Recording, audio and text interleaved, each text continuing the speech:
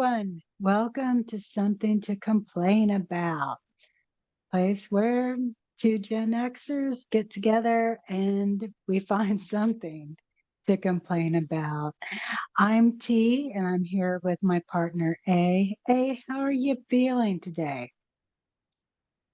I'm okay. How are you, T? I'm doing good. So I have been extra excited about this episode because we were talking in one of our prior episodes. You had mentioned the anniversary of Sister Act, that Sister Act was turning, was it 30? Yeah, 30 or 31. 35? Yeah. And so it got me to kind of thinking a bit about what other big movies, and especially the big movies from like when we were kids, what milestones and anniversaries are coming up. And with it being 2024, there are a lot of fantastic movies that became like immediately ingrained in the culture, and we still see their cultural relevance now, 40 years later. And so what I did, because between the two of us, I am the pop culture junkie, is I chose five films from 1984 that I think had a huge impact on me, but also, again, just thinking of the cultural relevance and just kind of how they impacted our youth in a way. So with this, when I was thinking about this, and it still blows my mind that all of these movies are now 40 years old. And a lot of the actors who were big then are not so well known now with the younger generations. So, for example, as I was doing prep for this episode, I was thinking of a conversation that my sister in law and I had about, I was probably about 10, 15 years ago. My brother, sister in law, and the kids were up at our house, and my sister in law and I are in the kitchen and we're cleaning up after dinner, and the kids were playing some game. And they, one of the directions was, or one of the pieces of the game, you had to uh, name something in relation to somebody else. So, like a famous singer with their songs, maybe a color with things that are associated with it. And one of the kids drew a card, and they go, Harrison Ford movies. Who's that? And so I'm washing dishes, my sister-in-law's drying dishes, and we're like, oh, Star Wars, American Graffiti, Indiana Jones, Witness. And the kids are like, we do not know who or what you are talking about. And I never thought I would ever have to explain Han Solo or Indiana Jones to somebody, but there we were. And that was one of those kind of first times. I was in my early mid 30s, where it's like, okay, I'm starting to feel a bit of a generation gap. And so it also made me think of times like when I was a kid and mom would mention a uh, movie star, or my grandparents would, and I'd be like, who is that? Yeah. So um yeah. What's kind of funny, not funny, but it is kind of funny, haha. My grandmother loved Rock Hudson. That's nice. And we didn't know who he was. We would have had no We idea who he was. we I kind of knew who he was because at the time my mom watched Dynasty and Yep. he was on Dynasty for a little while, but I mean, I didn't know exactly like you said who he was. It would just be mom and grandma went, "Oh, Rock Hudson." And my grandmother would be like, "Oh, I love Rock Hudson." Um and my grandfather, he loved Doris Day. I, And so they'd yeah. always be like, "Oh, Rock Hudson, Doris Day, they can put their shoes under our bed anytime." And you know Also how old not is that? not really the image you want to get from your grandparents. Well, no, I mean the proof that we all exist was enough for us to know that Grandpa and Grandma got it on. But the thing with Rock Hudson though was that he played a lot of romantic leads. Yeah. And so, when everything came out, I think it was after he died, because that was the early 80s. So AIDS was still very taboo and everything. And my grandmother was just devastated because, you know, she had that spot for his shoes open under his bed, and he was not ever going to be interested in that. But Nope. so they probably had similar thoughts. Like, I never thought I would have to explain Rock Hudson or Doris Day. And I'm like, well, now I can't believe I had to explain Harrison Ford. And then my sister in law, though, she did the kids right. She was like, okay, when we get home, we're watching Star Wars and we're watching Indiana Jones. So, and they loved it. They I loved it. mean, they were good movies. They I were. think, And I think they still are. yeah. I mean, I think for my mom, the name that I remember hearing the most that I did not know until she would talk about it was Pierce Brosnan. Oh, I knew who he was because he was on Remington Steel. Yes, Remington Steele. That I'll would tell be you, the one show that would be on when we were kids that I can remember. I couldn't remember what it was called until you said its name, but he was the dude in the movie in the show. And oh yeah. other than that, the Um, name I remember my dad talking about. I said I don't remember my grandparents ever talking about any of it. Like I don't remember them talking about people in movies, and I don't mm, know if it was just because they didn't watch much TV or if it just wasn't something I was paying close enough attention to when they did talk about it. Um, I just remember hearing them talk about anybody specific, but I do remember my mom and Pierce Brosnan and my dad and Farrah Fawcett.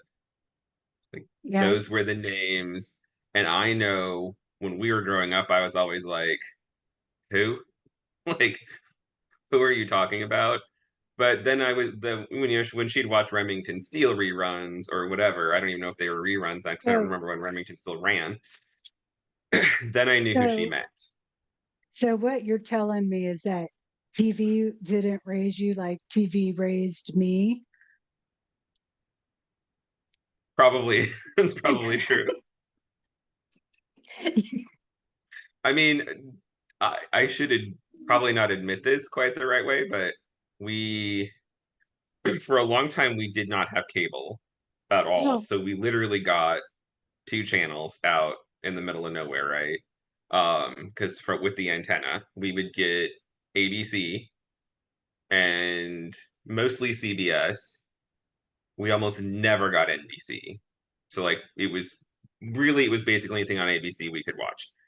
At some point we figured out, and I believe I don't know how we figured it out anymore, that there was if we plugged this little wire in the back of the house underneath the electric box, we would get cable.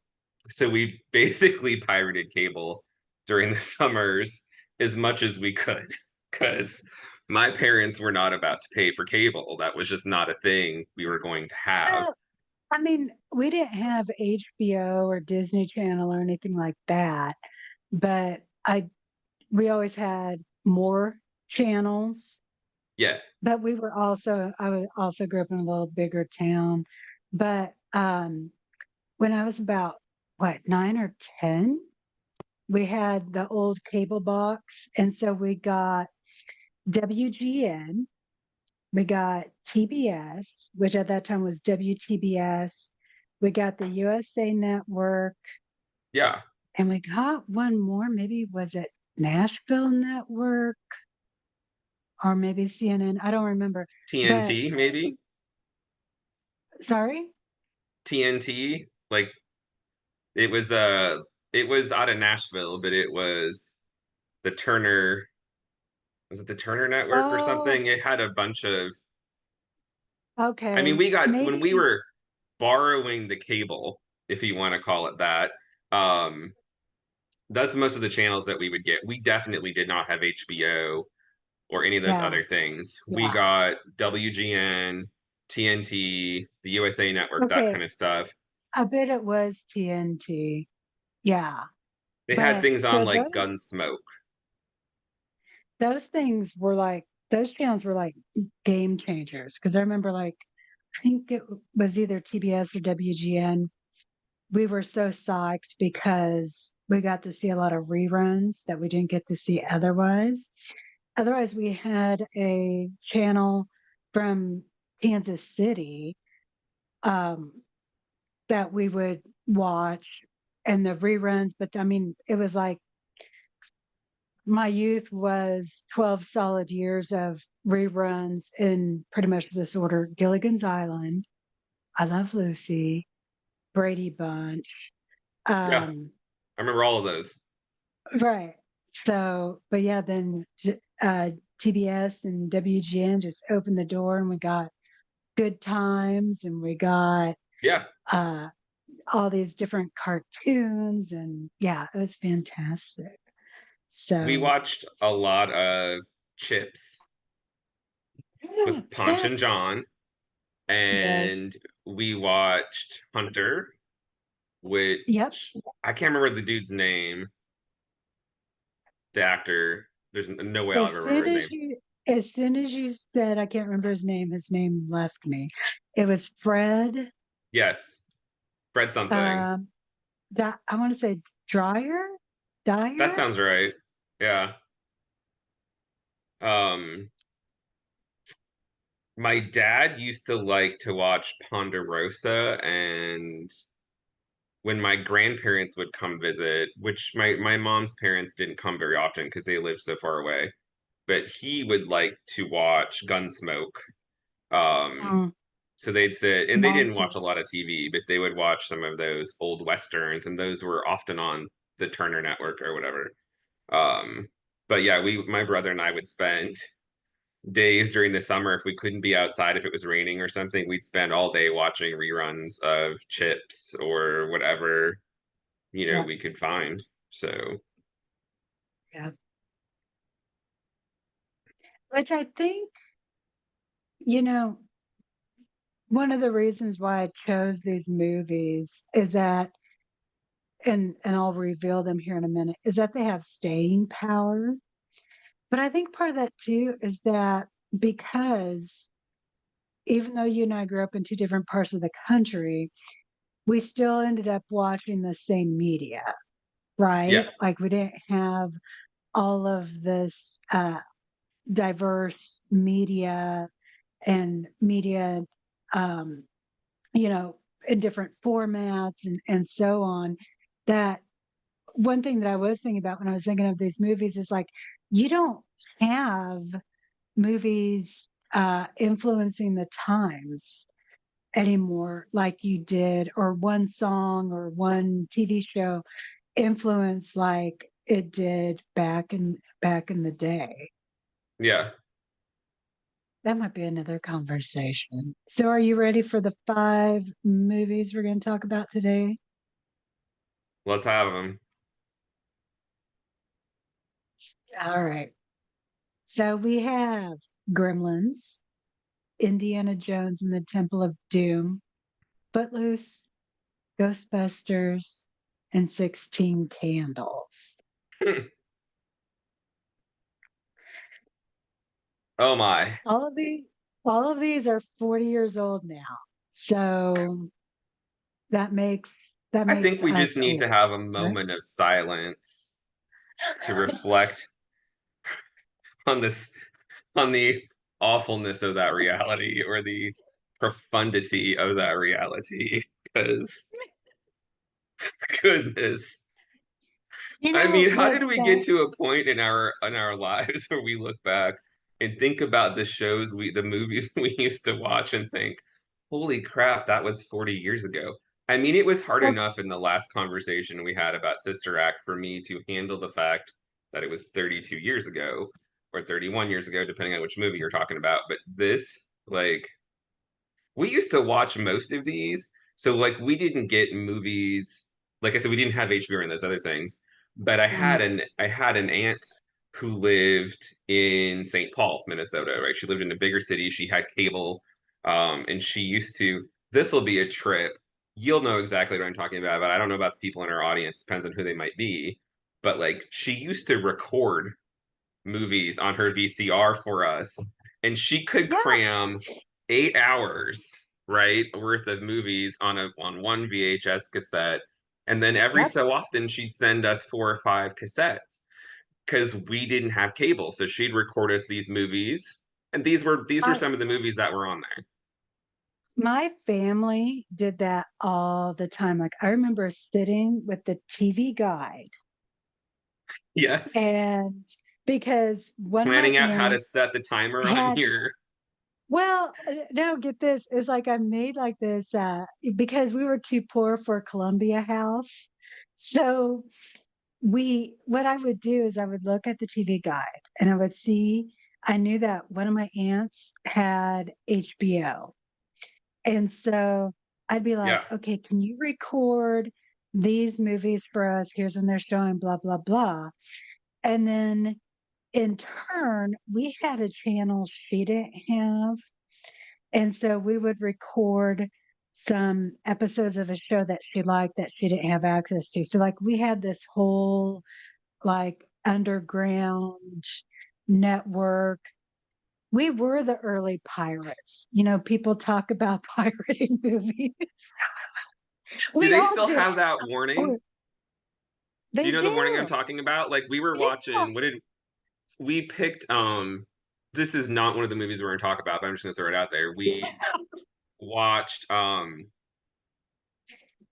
somehow when I was in Seattle a couple of weeks ago and we came back, I had found on Amazon Prime something called Becoming Elizabeth. And both of us in this household are kind of like into the all the monarchy whatever weird stuff. And so we watched the Becoming Elizabeth series on Prime, which was disappointing because it ended after one season and there should have been way more to come. But we watched the Elizabeth movie from 1999, I think, and then the Mhm. second one from 2007. But obviously, these were not normally they didn't start digital, right? They were not digitized from the beginning. Mhm. So I remember just on Saturday when we were watching these shows, the on the TV screen popped that big blue warning from the FBI, right? Oh It's the yeah. piracy warning. And I haven't seen that on anything in a really long time. And I kept thinking, every time as a kid I would watch a movie and that thing would flop up on the screen, I'd be like, well, could we actually go to jail for this? Because every movie we had was You definitely you and not every other purchased. child in the United States at that time Right. because yeah, nothing was um and my mom would just be like, well, we can't make money off of it. So I'm like, okay. But this is also the woman who told me if I'm ever going to murder somebody, don't do it in a bank because then it becomes a capital crime or something. I don't know. My mother and her advice. Um, but Now that you talk about that, I've had a friend whose dad, they had a camcorder. So they would rent movies and then he'd tell everybody to shut the hell up. And he'd set up the big old camcorder, and record on the TV. So like you'd have this extra or like the background noise of the dog barking, somebody walking through the room. Like we found all kinds of loopholes for all of that. Now, for me, when these movies came out, it was either um two of no, one of them I actually saw in the movie theater. Um and then the others I saw either like at a friend's house that they had cable, or at that point we also had a what do I want to say? A video store. So the one movie that I actually did see in the theaters, and I remember seeing each of these movies for the first time, um, was Ghostbusters. I actually saw Ghostbusters in the theater. I had a friend who um, she was turning 8, and she was about like a month or 6 weeks older than I was, which was a huge deal, when you're turning 8. We went Yeah. to Pizza Hut. Then her dad took us to Ghostbusters. And while we were watching the previews for Ghostbusters, Gremlins was getting ready to go out. And so there was the trailer for Gremlins, and it terrified me. The Gremlins trailer absolutely terrified me. So then we go into Ghostbusters, and like the opening scene with the library and the ghost, and she's going, and then she screams. And um, when you're young, there are a lot of scenes in Ghostbusters that I think could be scary, but I think I was already primed by, just life. And then with the uh, with the Gremlins trailer, and I don't think at that point in time, my mom, she did not like scary movies. So that Yeah. was probably like the first kind of scary movie I had seen on my own. So anyway, I was traumatized. I cried, I screamed, I covered my eyes. My mom worked nights at that time. We slept over at our babysitter's house. And I remember my poor babysitter sitting in her chair with me on her lap and her just holding me all night because I knew that little gizmo was peeking into the window and was going to murder me or something. So, um, and then when I actually did watch Gremlins the first time, I was so scared I had to stop halfway through. And um, it took me 2 tries to get through it the first time. It was hard to get through. I mean, like I don't remember the trailers as much as I remember the movie, and I remember the movie because we went to it in a theater. Um, Oh, for one of my classmates. So there were four boys in my class, right? We when one of them turned whatever age, I don't remember, we went to the movie. That was the birthday party. The mom took us to the movie, which is kind of nuts because was were these PG-13 or were they not no, yet? they were PG. Okay. Gremlins and Indiana Jones are um, the direct antecedents or reasons for PG-13 now. And I think that was part That of makes the sense. issue with Gremlins was that I think it was marketed as a kids movie Which is because why I she even took had us. Right. Because I even had like a Gremlins backpack. I had a little Mhm. gizmo backpack and stuff. Yeah, And I remember wanting to see it, and one of my aunts telling my mom, like, no, like, like these little creatures, they're put in a microwave and one gets shoved in a blender. And mom's like, oh my. Um, you know, that's right. I and remember. guess, and guess what? My aunt, that was pretty accurate. So I think there was a lot of that happened, that initially parents were taking um kids to Gremlins. And even like I think about like Ghostbusters. And I mean I can see my friend's dad kind of thinking like um because it was listed as a comedy and that, which it is, Yes. but you have to be a certain age to get the humor, and then also just see the humor in the ghost and that as well, and so that both of those terrorized me. And then Indiana Jones traumatized me because I had heard about the heart scene, and I had watched that. The first time I watched that was over at a friend's house. And the whole time, her mom and my mom are talking about Harrison Ford, going, I thought he was a little more fit than what he was. He's not very fit.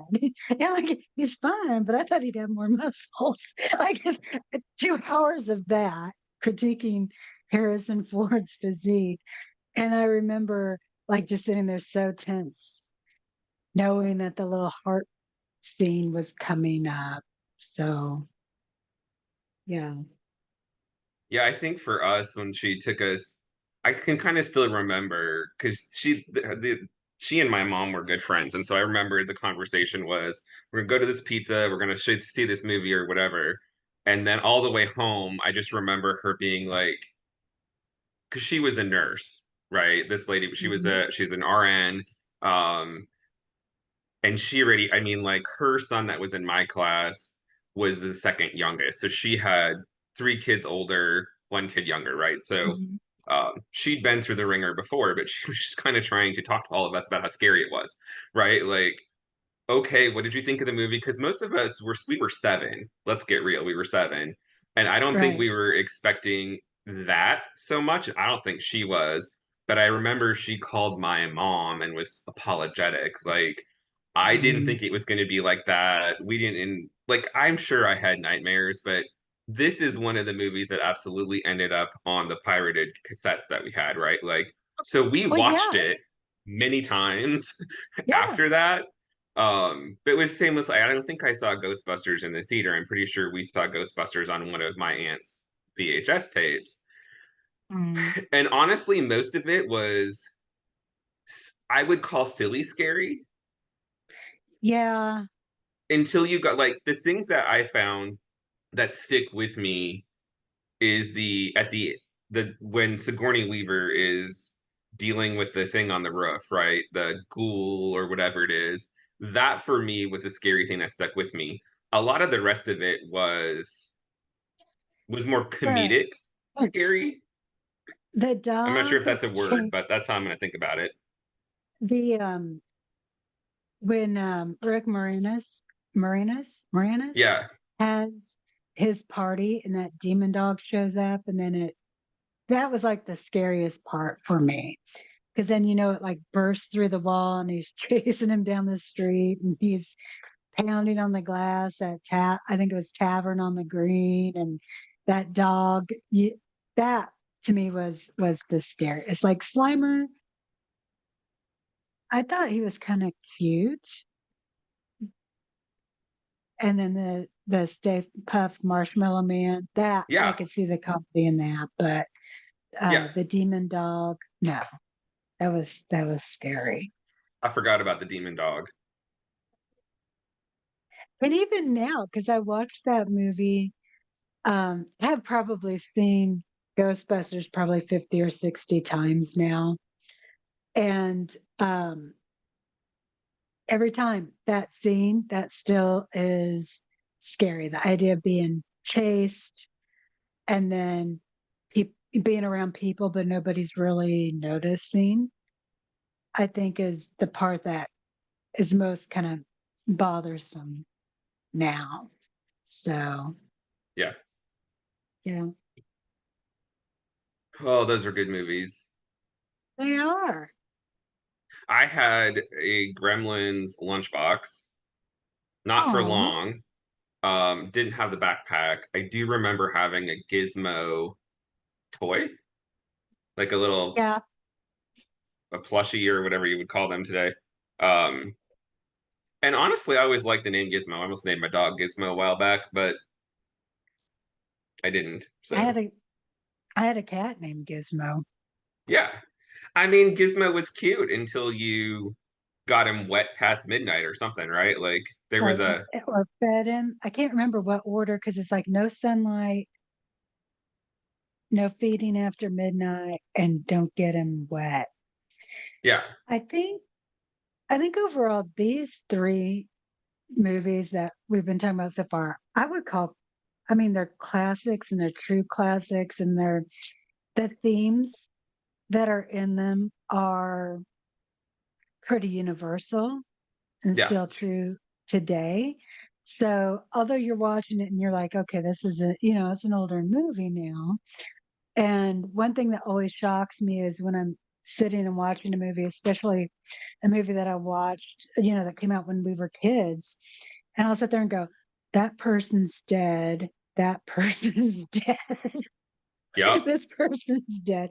I'm going to have to check IMDb on that one, but I'm pretty sure. Oh, this one's still with us. Um, But barely. so that's always a fun game to play. But I think they've all aged well. The Mhm. next two on the list, I I have watched all five of these movies recently, within the last 6 months to a year. The next two movies I don't think have aged as well. And the first one I'm going to talk about is Footloose, Yeah, which is still, it's a good movie. It's a solid movie, awesome music. But I have to admit, I had it on because I think it was on either Netflix or Prime about a month, 6 weeks ago. And I thought, oh, I'll put in Footloose and I'll get some cleaning done. And I had noticed this before, but it really hit home this time. The lead female character, Ariel, she's abused so much in that movie. yeah, Like her boyfriend beats her up, and it's pretty graphic. Again, I think it was a PG movie. Like you actually see him beat her. And then there's another scene where her dad, who is already emotionally abusive, I think he slaps her. And I was just yeah. like thinking like, okay, she's getting knocked around quite a bit. And then the message is that's okay because now I'm dancing with Kevin Bacon at the end of the movie. Yeah. Like, you know, I'm trying to look it up and see what it was rated, but I'm not having any luck. It's very strange. well, and it might have, and maybe it was PG-13. Maybe it came out once PG-13 was released. Hmm. Oh, um, another 1984 movie that we could have talked about. Um, Crap. Now I've forgotten. I, the thing about Footloose, I think that's stuck with me, and you're gonna have to correct me here because I may not. I don't remember. Was John Lithgow Yep. the preacher? Yep, he was. Yeah. So John Lithgow's character, I think, is the one that stuck with me the most, and just thinking, where are these crazy people from? Like, I'd never seen a preacher preach like that. Like I'd never seen that in real life, and thinking just how crazy that was. And what's crazy to me now is that if you look back, those currents of extremism are very much real now. Like that is Mhm. commonplace in a lot of places. So that stuck with me just as a kid, just because I thought that was just like we'd been to church a lot, right? Very much we were church going. I mean, we were Catholic at the time, right? But we would go to mass and all that other stuff. So it was very strange to me to see that kind of reactivity from a preacher. Um, Uh, but when I think back, like, so he's pretty old now. Patrick Swayze departed us, what, in 2010 or something like that. Something like that. Yeah. And do you have pancreatic cancer? Yeah, you did. Um, but like I remember watching it and just thinking, why does anybody care how people dance? But we weren't supposed to watch it. Like that was just one of those movies that was on one of those tapes, and it was one of them that we were not supposed to watch. And so You my brother know, and I think we and were older. I'm sure we didn't watch it in 1984. We were I probably mean, 11, I 12 before we watched it. I mean, I'm sure I watched it probably in 1985 when it came out on HBO or Cinemax or Showtime. But I kind of remember that it was like it's not for kids. Like it was about high schoolers, but it wasn't a kids movie because I kind of remember. I don't think my mom was too impressed that I had seen it like without her present because she was all about you can watch whatever you want, but the first time I'm gonna have to be present. Yeah. Um, but no, that yeah, and I actually want to say that movie was based on a true story or loosely based or inspired by a true story. I never could get over Kevin Bacon playing a high school kid 6 years after he played a college kid in Animal House. Like even even as a youngling, I'm like, dude was in college. You know, before that, and he looked way too old for his role. But he would have Yeah. been close to 30 at the time. Yeah. The other movie I was thinking of was Red Dawn. The one that was just like, Oh, oh, another one. Yeah. When you start talking about just kind of the um how conservative and everything, when you were talking about John Lithgow's character, and then there was Red Dawn, which was another, I think, big movie, and my mom really didn't want us to watch it, so then that meant I watched it. of course. And I think it also was the first PG-13 movie. Oh. Red Dawn was. Yeah. Well, and see, we wouldn't be 13 until 1990, right? So Oh, your parents followed that rule. Oh, I'm not sure if they even knew. Like, because, when my aunt would record those things, I don't think she was as concerned about the ratings, and that was that. Now, our neighbors, on the other hand, had a veritable library of VHS tapes with a notebook listing them by number, right? Each tape was numbered and it would tell you what's on it, it would tell you what the rating was, and you could borrow it if you wanted to.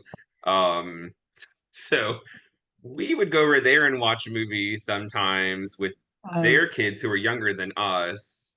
And often, like the babysitter who was there wouldn't even be paying attention. So, my, on the other hand, both my parents were like, what's a funny movie? Let's put in Animal House. Let's put in um The Exorcist. That's a good movie. You guys should watch. We should watch that as a family. Let's watch Smokey and the Bandit. As a matter of fact, my mom, that one we watched quite a bit because my dad loves Bruce. No, no, what's his Burt name? Reynolds. Burt Burt Reynolds. I don't know Reynolds. why I want to Yeah, call him mom loved Bruce. him too. As a matter of fact, because when my parents were married, we did have cable. And so I got to see both Animal House and Smokey and the Bandit uncut as a toddler. And anyway, so then like after mom and dad got divorced and Animal House was like on regular TV, I guess I sat down and watched it. And at the end, I go, "Oh, wasn't as good this time?" Because it was censored. And my mom thought that was a cute story. And it's like, in retrospect, maybe.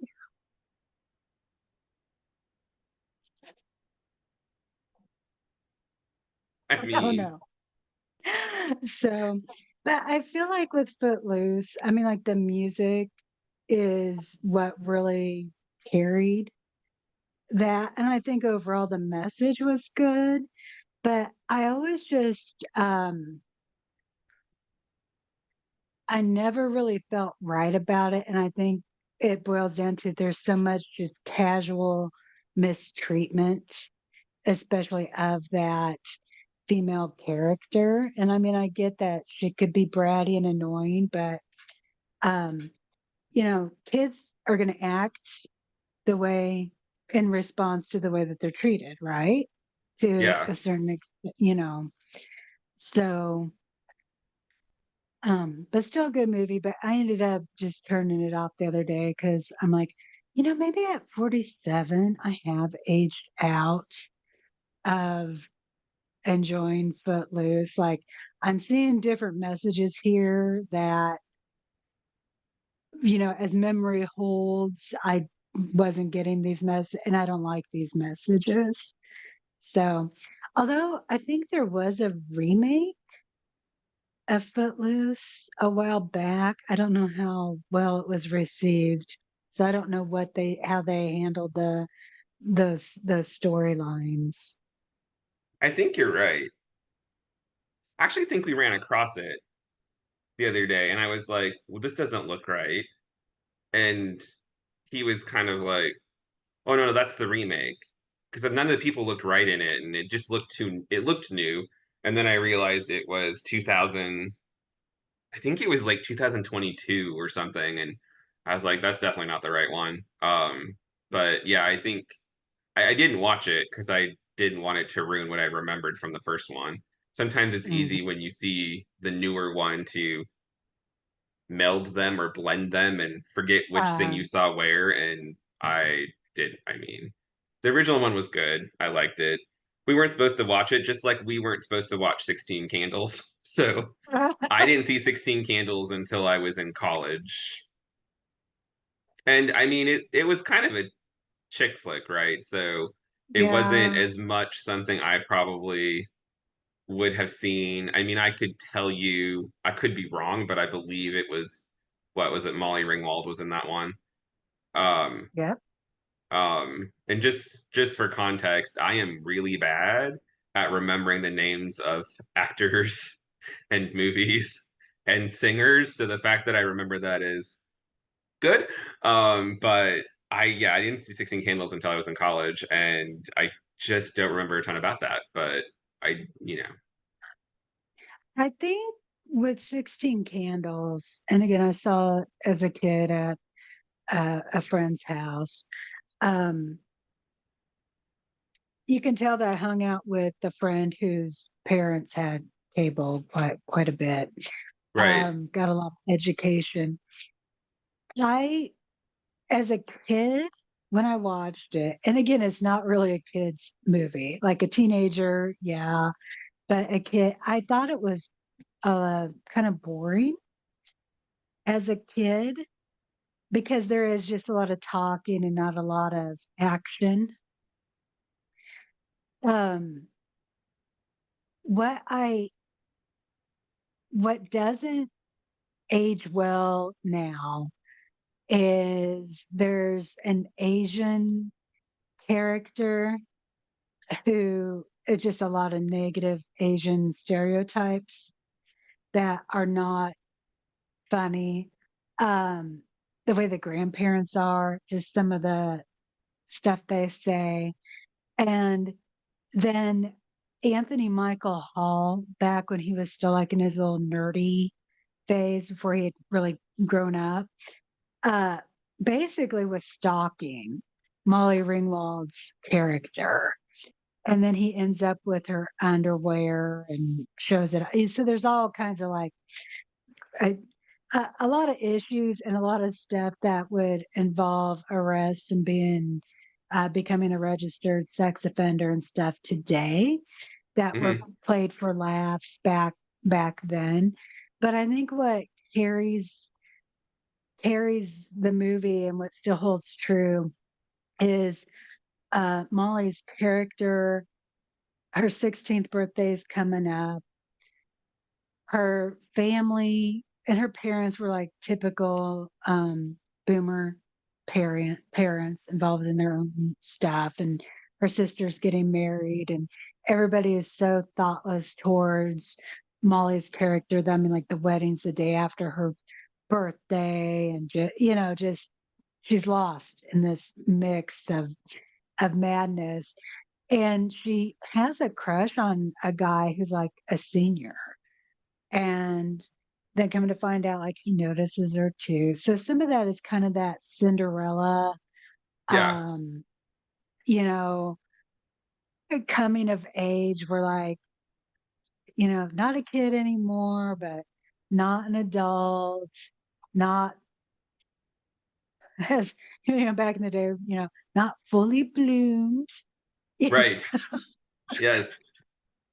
know, I mean, and that awkwardness and like, oh, this guy, he does like me. And then the dad remembers that he forgot a birthday and he apologized, and then she rides off in this kid's sports car and the dad allows it. Um, and then has a celebration and her first kiss.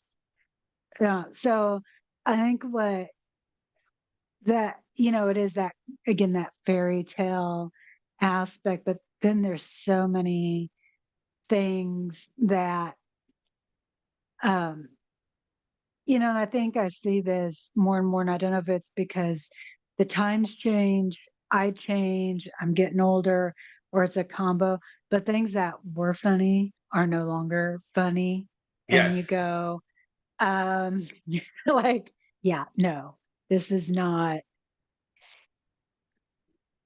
this can't even be played for for laughs. And I know a lot of times, especially like in the 80s, they did have those very raunchy, um, and they did call them like teen sex comedies and things like that, where there was that edginess.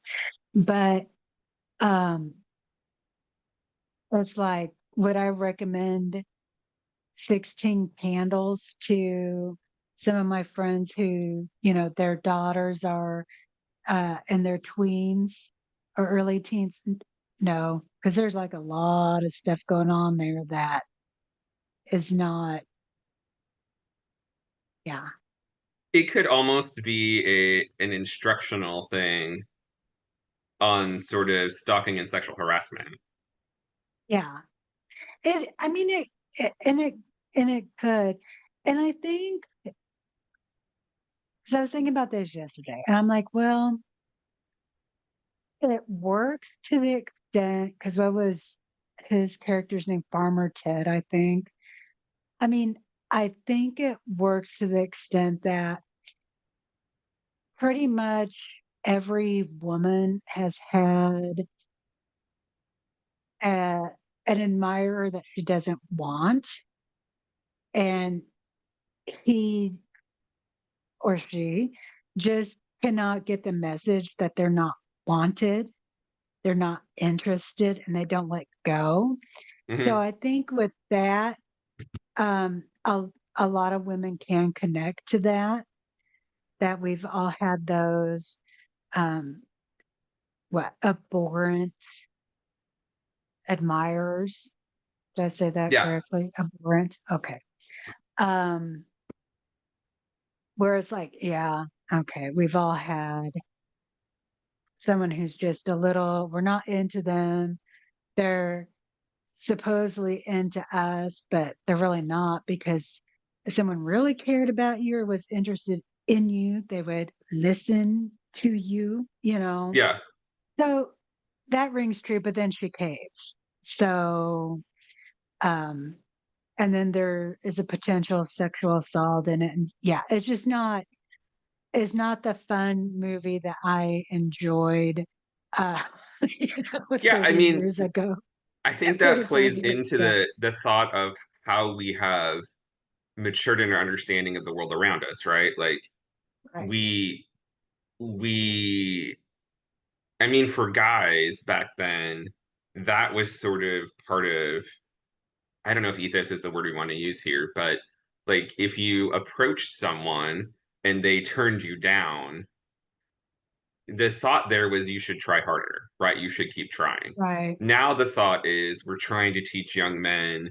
I mean, I know the friends that I have who have kids at that age where they're ready to date, like trying to teach their young men, like, listen, respect. They tell you no, they tell you no. Like you have to be able to respect no. This isn't a, it's not a contest, it's not a game. The chase Mhm. isn't part of it. And I think a lot of these movies, a lot of the movies that we grew up with, the chase was still glorified Yeah. and Yeah. pushed. And I think part of it is now we're old enough to look back and be like, oh, this is part of the work I think we do, not just on ourselves, but around with the people around us, right? Is like we shouldn't have been taught that. That's what we were taught. That is probably also a step less awful than what the generations before us were, right? Because it was Yeah. entirely submissive. Like there was an entire change and role shift for Well, the 70s, right?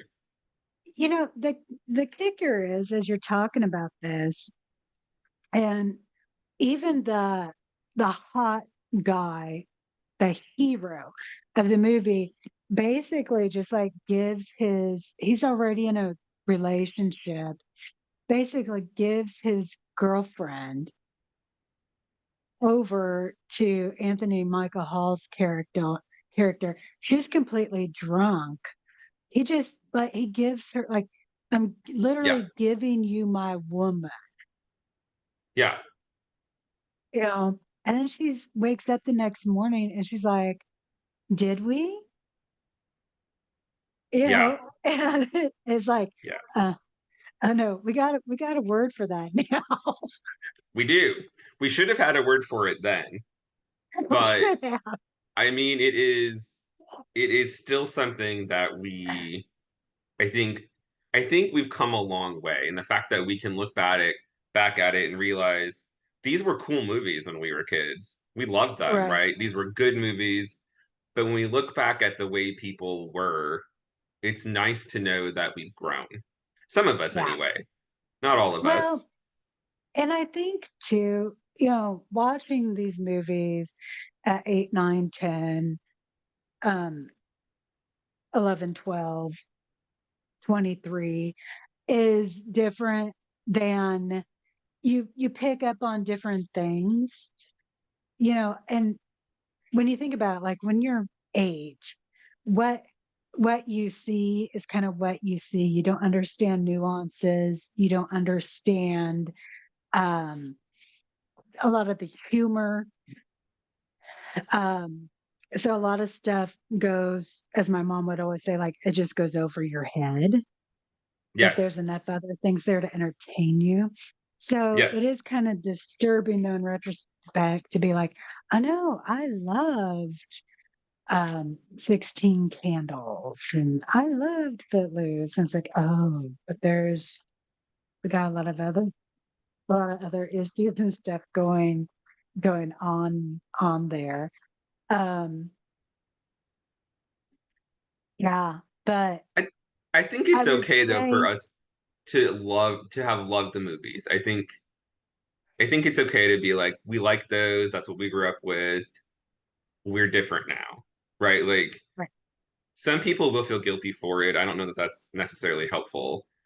Being able to look at it and recognize we came from that. That was our mm, life. This is where we are now. Um, I think growth is something that nobody should be well, ashamed of, but like there's definitely things Oh, in even in Goonies there were things, right, where you can look back and go, oh my gosh, like we would know better now. well, and as I find myself saying with increasing frequency, we didn't know any better. And Right. that was just sort of the way it was, and we didn't know any better. But in that you're bringing up Goonies, and you had to explain Goonies to me. Um, I would say 16 Candles and Pretty in Pink um, were, and I'm going to say both of them because, for example, my friends and I, we were split. Half of us were team 16 Candles, half of us were team Pretty in Pink. I was in Hmm. team Pretty in Pink. Um, I don't know why. I think I like the music better. But I mean, in our heads, we were all Molly Ringwald, because she always played kind of the every girl, um, these universal struggles, and then that element of romance because she always got the guy Hmm. in the end. Yeah. Hmm. Yeah, Did we I get can't all wait five till of them? Did we talk about all five of them? we have. Yeah, They were good movies. I kind of want to go watch them again just for more. I yeah, think it would be fun to watch them again. And, you know, it's weird though that it's been this many years and there is so many specific pieces of each movie that we both remember. Different yeah. reasons, probably. Um, but it's amazing how that kind of stuff sticks in your head for so long. Because before we started talking about some of these, I hadn't thought about these movies in ages. Like, really, why would I? But you bring them up, and immediately you say Gremlins, and I think Gizmo and Oh, Blenders. yeah, those are like, and we all do, right? I mean, I You think think everybody just, of the when I think of the Raiders or not the Raiders of the Lost Ark, the Indiana Jones and the Temple of Doom, it's the little kid and then the monkey brains and is it yep, Kali Ma and they pull his heart out of his chest and put yeah. him into the fire and like those things. That movie probably scared me more than Gizmo, and I don't know why. Because you look back at it, I have never been into horror movies But ever. it gets pretty intense. There's a Yes, lot of intense scenes, yeah, and like the one where it builds up to that human sacrifice. It yeah, is, if memory serves, several minutes, and it builds. You can feel hmm, that tension, even after watching the movie multiple times and knowing what's coming and knowing the dialogue and everything. It was that well written and well crafted and executed that yeah, it's pretty palpable. for Um, sure. what's funny is when it came out, or soon after it came out, um, people, and to this day, I think a lot of people will say that they prefer Raiders of the Lost Ark over Indiana Jones and the Temple of Doom. Um, I saw Raiders of the Lost Ark when I was probably 5 or 6, Yeah, and I thought it was I thought it was boring and it didn't make sense, which, you know, at that age, unless it's just constant action all yeah. and so I think that's why I liked in the Temple of Doom better because that one's pretty much action nonstop. There's not much um, sitting and talking and plotting and drama as there is in Raiders.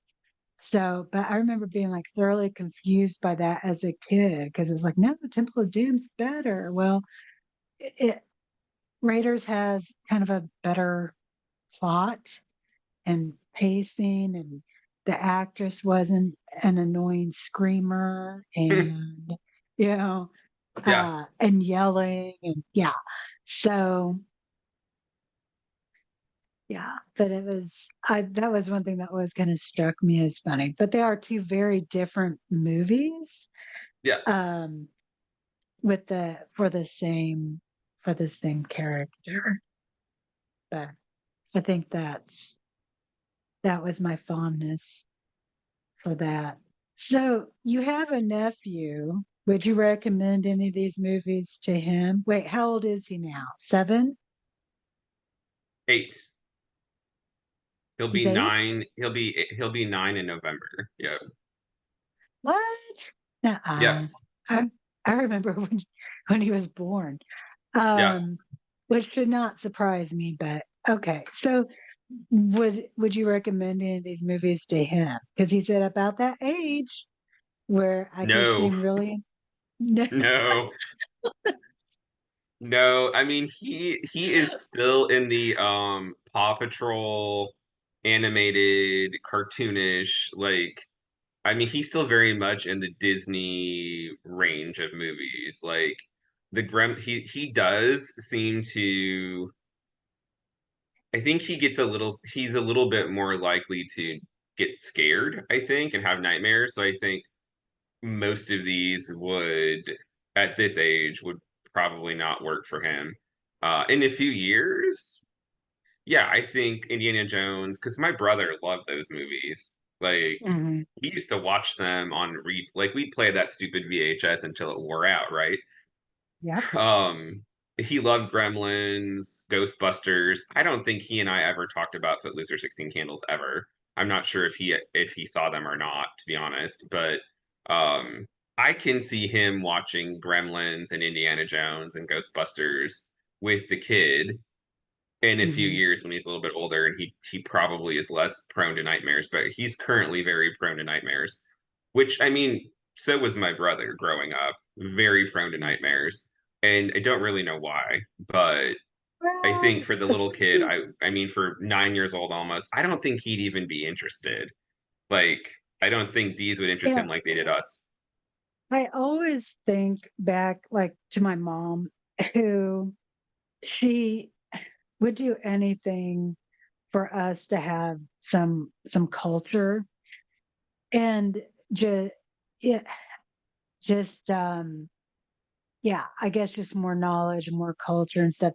So she would often share like if an old movie was coming on TV or once we had the video store, it she'd get older movies, but I think she learned with Chitty Chitty Bang Bang. Like Yeah. like, she would really talk up a movie and, oh, it's all this love, and we'd fall for it. And but first of all, she would show us something like really awesome, like Jaws, so then there's the buy-in, right? Oh, that is Yeah. awesome. Um, which, by the way, fun fact, my mother could act out the entire Jaws first kill scene on her own. Of the woman who's going mom wouldn't skinny dip. Mom wouldn't strip down. Of the woman who's going skinny dipping and it's dark. And yeah, my mom, she had that down to the movements and the screams, and she would drag herself across the room screaming, arms flailing. I don't know why, but I can picture your mom doing that. I and I Yeah, only met her a couple times, but I can picture C doing that very much. but yeah, yeah, she had that down and we loved it. We'd egg her on. Um, I would. but I remember with Chitty Chitty Bang Bang, and again, like she had talked all this stuff, and we're like, I don't even know how far through, not very. And all three of us kind of looked at her like, really? And she was like, fine. It was a good movie when I was a kid, and like she gave up on that one. So, Which is kind of weird because I don't know, this thought is just occurring to me as you say that. But we'd watch these again. Even if we have critique about them and we think they could yeah. have been better, we'd watch them again. And I'll be real honest, in the last 20 years, I can't think of a single movie that I have seen that I really could care if I watched again. Yeah, And I don't know if that's just a there's function of me being my age, right? Like, I don't know if that's an age thing or if there was something, if there's something formative about those movies you see when you're a kid, right? That stick with you longer for different reasons. I don't know anything. I don't know what the deal is there, but I know like I would sit down and watch these on a weekend if I had time. But there's like I don't think I've seen a movie in the theater. I've seen one movie in a theater in the last 15 years, and I, I couldn't care less if I saw it again. It was good when I saw it, but I didn't really care. Like I'm not going to rush out to find it. But I these I definitely I take time to watch again. I find with the limited time that I have, and with so much mediocrity now, where either I'll flip back to something old that I know I've enjoyed, even if it just becomes background noise, Yes. or I turn on something that I know is going to be absolute crap anyway and just have fun with it. Yeah. Or if it has zombies, I'm there. But Yeah. yeah, I feel yeah. any other thoughts on on our wonderful movies? I can't believe I left No, out Red Dawn. Oh, we could have had fun with all the jingoism in that, and yeah. I mean we Um, it's nah, I think we kind of covered. It was a fun trip down memory lane to oh remember man, the 1984 movies. Kind of curious what our listeners think about their own seminal movies, right? If they have any comments, they should definitely add those. Definitely be sure to like and subscribe, share with your friends. Check back with us for something new to complain about. T, it's been fun. as always, yes, let us know. And yeah, I think that's it for me. All right, we'll see you next time. Take care, everybody. Be good.